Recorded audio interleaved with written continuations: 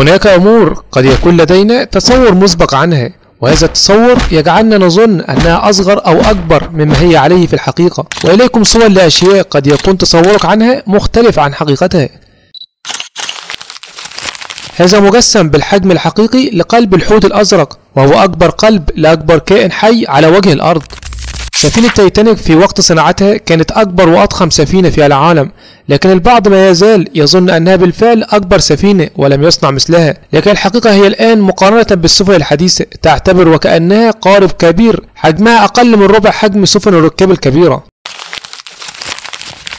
من يتصور كابل كهرباء يظن أنه كابل كبير، لكن أن يكون بعرض كف اليد لا يمكنك حتى أن تمسكه بيدك الاثنين ويكون متلامستين، غير وزنه الثقيل جدا. كف الغوريلا أكبر من كف الإنسان العادي ب4 مرات.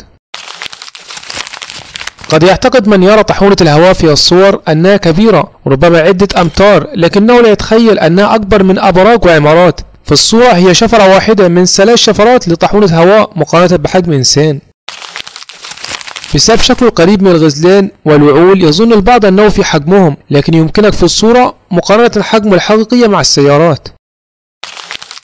نراها معلقة في كل مكان، لكن لا نلاحظ حجمها الحقيقي إلا إن كانت على الأرض بجانب شخص بالغ. في الصورة سلحفاة بحرية ويظهر حجمها أكبر من الإنسان بضعفين، ومع ذلك هذه ليست أكبر السلاحف البحرية، هناك ما هو أكبر منها. هذا مخلب النسر مقارنة بيد الإنسان، وهذا المخلب قادر على حمل طفل رضيع. بس لحد هنا، أتمنى لو عجبك الموضوع تدعمني بلايك واشتراك القناة. أشوفكم في موضوع جديد. سلام عليكم.